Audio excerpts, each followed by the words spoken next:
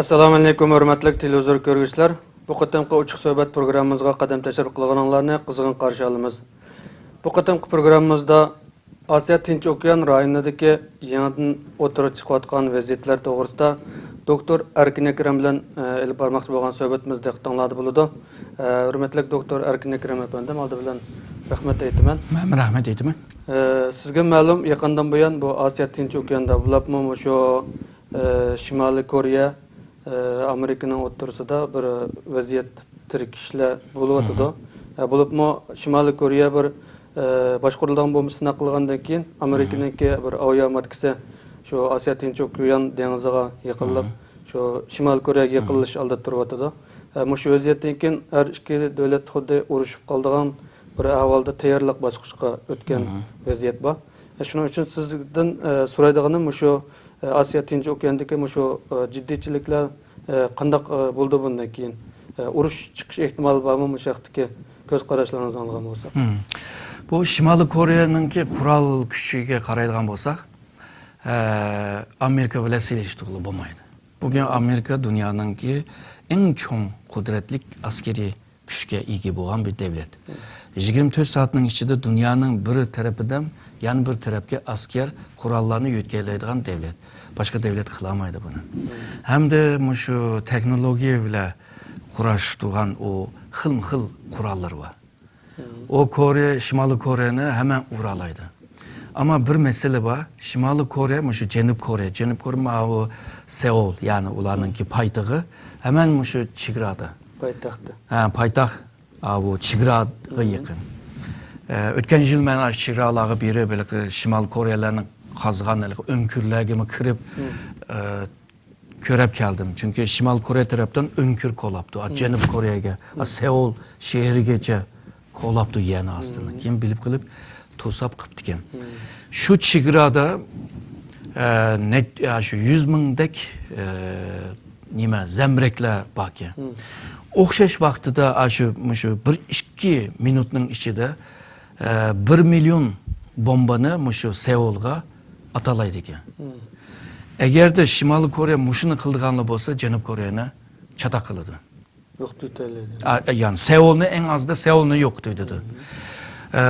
Bu bir xatarlik. İkincisi, agarda Amerika askeriy kuchi bilan, shu armiya kuchi bilan urman deydigan bo'lsa, Rossiya nimdaydi va Xitoy nimdaydi. Bu xuddi 1950'deki Kore urushini adamning esiga soladi. U vaqtida Xitoy bir taraf, Stalin bir taraf, Sovetlar bir taraf, ondan keyin Amerika bir taraf. Amerika qo'shin 16 davlatdan tashkil topgan qo'shinlar. Bu 3 taraf bir-birini tushunmayla jangga kirgan. 3 yil urush bo'lib, millionlarcha odam o'lib bo'lgandan keyin yana shu qaysi nuqtada boshlagan bo'lsa, shu nuqtaga qaytib keldi. Yani biga bir urushni başlattı. Çünkü her bir urush çokum siyaset bilen münasebetlik, çokum iktisat bilen münasebetlik, çokum başka devletler arasındaki münasebetler bilen, halkara münasebetlik. Şununla yalnızlı bir canlı hal kılalaysa ama Rus ve Xitay bir yerde neymiş kıldı. Mesela Amerika, evet sılı digendek ermi küçüğüne aşağıya geçecek vardı aşağı yukarı. Toxtamay manevra elip bir vardı. Toxtamay. Japonya ve Janubiy Koreya marketimki manevrada Fransa'ya mı kıtılıptı. Avrupa'dan kilivadı, İngilizce kilivadı mesela. Şununla Rusya mı Shimoliy Koreyaga yakın chegaradı mı asker yig'yapti. Xitoy mı Shimoliy Koreyaga yakın chegaradı mı asker yig'yapti. Yani Shimoliy Koreyaning atrofida hozir askerlar yig'ilib bo'ldi. Bu vaziyatni ko'rgan odamlar deydi, bu jang boshlab ketamdi nima? Ondan keyin Avstraliyani ziyorat qilib yo'qlab, ondan keyin Shimoliy Koreyaga qarab mangan Carvinson nima bor uçakimiz u kelgandan keyinlar ikki mushtaq kema ayaga berib bo'ldi. Bu har bir kema bir filo, ya'ni bunda Amerikaning tili bilan filo. Filo degan gap bunda har biri bu uçak kemasi suvning ostida 4 ya da 6 deniz astı parxuti var. Urush parxuti. Denizning suvning ustida en az 6'dan 12'gacha urush xilma-xil nima tipdagi urush kema var. Bular hammasi yig'ilib 5000 dan 7000 askar bor degan gap.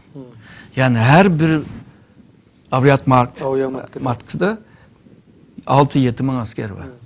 Yana birisi kelsa 12 ming, 14 ming. Amerikanınki Koreya, Janubiy Koreya va Yaponiya va shundaqla 7-filo degan 7-qo'shin. Birlikda 100 milliondan 100 mingdan chiq odam bor. Bu odamlarni yiqqan vaqtida hamda Amerikanınki bu askariy kuchi bilan Shimoliy Koreyani hammanla yo'qotalaydi. Ama bu Janubiy Koreyaning ziyini, siyosiy masala, onundaki o rayondaki xavfsizlik, tamponsizlik, onun iqtisodiy ticareti, nurg'un narsalarga ta'sir yetkazgachga hozirgacha o davlatlar urush qildigan niyati emas. Ama o askerlarning niyati bordek turdi. Misol Amerikaning birinchi filo, yani birinchi askeri qo'shin bilan 7-askeri qo'shinninki boshliqlari deydiki, bu akşamda Koreyaga jang ochimiz degandek tayyorlikda bo'linglar deydi. Yani her saatte, her minutda bir jang ochalaydigan holiga tarbiyalanyapti ular. Tayyorlik qiladi. Ama bu jangni generallar hal qiladi. Ama jang ichishning qarorini siyosatchilar berdi. Yani Amerika'nın siyasetçiler bir iş lazım. Ama askerler taraftan hazırgıca tehi o rayonga en ilgar Amerika'nın içinde atma en ilgar kurallarını yetkevadıdı. Muşu 2010'dan keyin 2013'gacha Amerika'nın muşu armiy qo'shinlar, Pentagon bo'lsin, muşu qolgan qo'shinlar bo'lsin, bular bir dokladni tayyor qilgan. Bu dokladda 2030gacha Amerika eğer de Tinch okeanimizga hakim bo'lamasa, Xitoy hakim bo'ldi. Xitoy hakim bo'lsa, Amerikaningki dunyodagi o manfaatlarga chekindi deb, shuning bilan Xitoyni strategiya raqib deb ko'rishga boshladi. İngilizcedagi raqib ba'zan necha xil raqib degan dushmanga tushadigan raqib ismini ishlatadi. Şunun bilan bu yerga 2020gacha Amerika armiyaning %60'ini bunun içinde kurallar var. Aeroplandan şu dengizningki kemalar, dengiz asli kemagicha. Havo, dengiz quruq.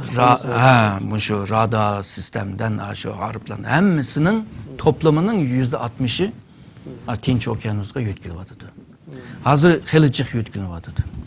Shuning bilan Xitoy davotida bu ish yolg'izlar Shimoliy Koreyaning ishi emasga deydi. Amerika Shimoliy Koreyani ko'zitib turib, aslida Xitoyga qarta bir tayyorligini qilyapti bu Amerika davotida. Men shuni so'ramoqchi edim. Masalan, bu hozir hamma ko'rinishda zaten xuddi Shimoliy Koreya bilan urush qilgandek, ashuni tayyorligini qilayotgandek, shuni hujum qilishga askar o'tkazayotgandek ular ko'rinyapti. Amaliyotda zaten hozir dunyoniki siz bayon degandek, dunyo tamponlik kuchda Amerika birinchi o'ylab Xitoyni o'ziga raqib bo'lib ko'rayotgan bir paytda ochiq oshkora bu Xitoyga ko'rsatmay o'ziniki kuchini nima uchun bu Shimoliy Koreyaga tahdid qilib unda yaqinlab keldi. Hamda Xitoyga bevosita qilgan taqdirda Xitoymi ularga qarta qildi. U vaqtida ikki davlatning orasida munosabat buzildi. Birinchi buzilgan munosabat tijorat munosabati, ikkinchi iqtisodiy munosabati. Ondan keyin bu rayon xarakterlik va xalqaro saviyada ba'zi hamkorliklar var. Misal terrorizm bilan kurash qilish, bu qachoqchilik, inson qachoqchilik, mal qachoqchilik, atkazchilik qarshi, bundan keyin doğru setishlar qarshi, yag'an pasaportga qarshi degandek nurg'un masalalar var. Bularni ham Xitoy bilan hamkorlik qilishga majbur. Bu buzildi. Hamda hozirgi paytda Xitoy bilan bunchalik buzilishning hojati yo'q. Tehi kuchlarni to'plab Xitoyni bir urushda tehi yo'qtamaydigan bir holda baldurlar vaqirab chaqirib Xitoyni o'qitib qo'yishning hojati yo'q. Shuningga shu Shimoliy Koreyami Amerikaningki bir nimasi? Niyati hamda bir nishon. Ammo Shimoliy Koreyani degan vaqtida o qilayotgan askeri manevralarninki saviyasi, o ishlatgan o qurollar ras o'q bilan qilyapti bular. Ularga qaraydigan bo'lsang, xuddi kichik bir narsani urush uchun yo'g'on bir narsani ko'tarib kelgandek bir ish. Ortiqcha kuch chiqaryapti. Bir kuch var edi. Bu kuch şu kelgüsünde Xitoyga qardi. Hamda Rusiyaningki sharq tarafga o uzoq sharq tarafdagi yeyilishiga qarshi. Shuning bilan bu Amerikaning sherik davlatlari deyiladi, Japoniya, Janubiy Koreya. Ularningmi dardlari bo'lg'achqa Xitoy bilan Rossiya bilan. Shuningga Amerika bilan hamkorlik qilyapti. Xavfsizlik jihatdan Amerika bilan, iqtisodiy jihatdan Xitoy bilan qilyapti bularni. Shuning bilan hamda Amerika agarda Xitoyning kelgusida maydon o'qishni to'xtata olsa ya da astillashtira olsa, o zaman Amerika hozirgi kuchini, jangir kuchini qo'g'dab davom qila oladi. Agarda Xitoyni tiskinlashtiramasa, o zaman Amerika ikkinchi, uchinchi kuchga tushib qolgan ahvollar bo'ladi. Shuning hozirdan boshlab 2030gacha, 2020gacha armiya kuchini yig'ib bo'lish, 2030gacha Xitoyni ashada tizginlashtirishga tirishayotdi. Ammo hamma bana Shimoliy Koreya. Ammo Shimoliy Koreya devamlı jidal chiqaryapti. Xitoy deganninki qancha qitim deb baqdi. Unimidi? Xitoy hatto Birlashgan Davlatlar bu Xavfsizlik konseyininki chiqqan qarorga moslashib, Shimoliy Koreyaninki to'qini, ashliqni, neftni degandek kesishga tirishdi. Ammo Shimoliy Koreya buningdan xafa bo'ldi Xitoydan. Sen mening eng yaqin davlat turib, nimishga buni qilsa deb. Xitoy deydi, sen mana shu yadro qurollarni ishlamasamamdi deydi. Yo men ishlamasam men o'zimni qanday qo'g'dayman deydi. Hammasining o'z g'aldiga gaplari to'g'ri. Yani o'zininki manfaati uchun gaplari to'g'ri. Ammo bu gaplar bir yerda emas. Maqadim hamda Amerika prezidenti ochiq gapni dedi Xitoyga. Ya menga hamkorlik qil, bu ishni hal qilaylik. Ya'ni sen berib hal qil degan gap. Ya da biz tayyorligimiz bor, 3 planimiz var. Birincisi o nimaga Kim Jong Unga suiqasd qilamiz. Ash odamni joylaymiz. Bugün shunday bir xabar chiqdi. İkincisi o yadro santrallar o kural ishlab chiqargan yerlar var o boshqarilgan bombaning ishlab chiqargan yer urush. Amerika qila oladi hozirgi askeri kuchi bilan qila oladi urush. Üçüncüsü topyekun bir işgal. Yani işte Janubiy Koreya, Mavi, Japonya o koşullar var o birlikte Şimali Kore'nin işgal. 3 planımız var, bunu sen bil dedi. Mavi nimaga bordi o 4. ayning 5'ida Xi Jinping Amerika. Onu ochiq dedi. Onu degan jarayondami Mavi Suriyaga bomba 59 tane bombani etib yiqib qira, men ma'nimi qila olmayman. Yani Rusya aşağıdaki hava kontrolünü, hava bombalarga qarshi kontrol qismi men yana meningki Cruz degan bir nimba bomba o shu töven uçudu. Radarda ko'rinmay qoladi. Tog' kelib qolsa bunda yukseladi. Tog' tushsa cho'qur bunda cho'nqurlik bo'lsa, u cho'nqurlik bilan bunda bomba. Qarab men ashunda tug'ani aldı men uraladim. Onu az deb Afganistan'da bombalarning annisi degan bir bombani, cho'ng bombani patlatdi. Yani o atom bombadan bir derece tövenlik bir bomba ekan. Onunki tahribat kuchimi, adam o'ldirish kuchimi yomon kuchli ekan. Yani Xitoyga buni anglatgan vaqtida maishlarni qilyapti-da, Amerika Xitoyga aslında besimni ishiltyapti. Sen berib o Şimali Kore meselesini hal qilibdi. Ama Xitoy hal qilmayapti. Hozir Xitoy Koreyaning kömürünü olmaydigan bo'ldi. Kömürünü olmagan keyin Koreya, Şimali Koreya dollar ve chet pul yo'q degan gap. Ondan keyin Macao ve Hong Kong yani nima Shanghai ve Almanya'daki bankadaki o hareketlik ishlash hareketini mi kontrol qildi hozir Xitoy. Yani chet pul kirmaydi hamda. Ondan keyin ochliq jihatdan, neft jihatdan sonini azaltdi o bu qildi. Shimoliy Koreya texmi achchiq kelyapti Xitoyga. Hozir Xitoyning hayati boray desimi kamanglar deyapti.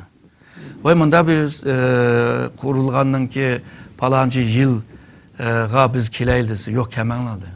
Hozir Xitoyni kamanglar deyapti. Xitoy bilan diplomasiya munosabat buzilmadi ama aloqasi buzildi. Yana Amerika Xitoyga besim ishildi. Xitoy Şimali Kore'ye besim ishildi. Şimali Koreya ben Janubiy Kore'ni urman deydi. Yani Amerika'dan tayak yese Janubiy Koreyani urman deydi. Yani Amerika'ya vuruş lazımdı. Şununla bir yerde naydı mürekkep bir münasebet var bir yerde. Hem de Amerika belki şunu biliş mümkün. Xitay bir Şimal Kore meselesini hal kılamaydı. Ama ben Xitay'a devamlı bir isim işlesem, stratejiye bir isim buludu bu.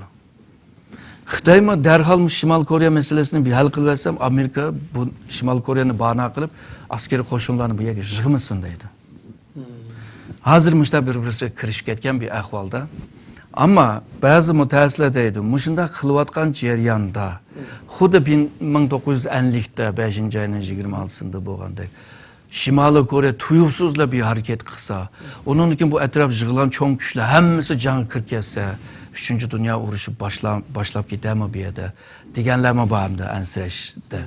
Ama şu yakınkı zamanda belki bunda bir canının buluşunun ihtimali biraz töven.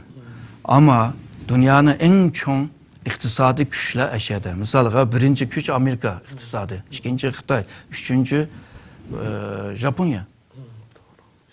Bu yerde bir can çıksa dünyanın iktisadığı tesir ediyor. Mesela en çok bayla ziyan tatip gelse orta ve töven seviyedeki bayla ne buldu? Hiç kazanamaydı.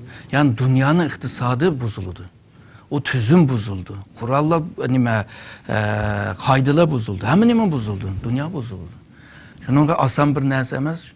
Bu sebepten tüpeyli yine bu 1950'deki o Kore uruşunun bir uruşku kırıp bir çıktı yani. Nurgun ziyanı tattı. Hiç kim uftu alamadı. Bir yerde uftukan adam yok. Hemsi ziyan tattı. Can degenine birisi uftuş lazım. Ama o canda hiç kim uftamadı. O tecrübeden töpeyle hazır aldırap saldırap can açaylı demeye vardı. Ama ertüğü gün hiç can bulmaydı, digilim bulmaydı. Çünkü bunca dünyanın en kudretli devletlerinin ki askeri koşun hazır eşeği jığılı vardı. Yani Xitay çegresi askeri ötürdü. Uzmanın artık askeri ötürdü. Şunda bunda bir ahvalda bir yerde azraqlı bir kurup kalgan julğunga bir serenge yakıdığanlı bolsa o temmeye tutuşudu. Şununla bu xatarlik bir ahval hamdı Şimali Kore meselesi. Buldu ki rahmet. Ben rahmet ettim. Hürmetli televizyon görüşler, bugünkü uçuk sohbet programımız bu yerda ahırlaştı. Yani bir qatam programda görüşküçe aman bolğaysızlar.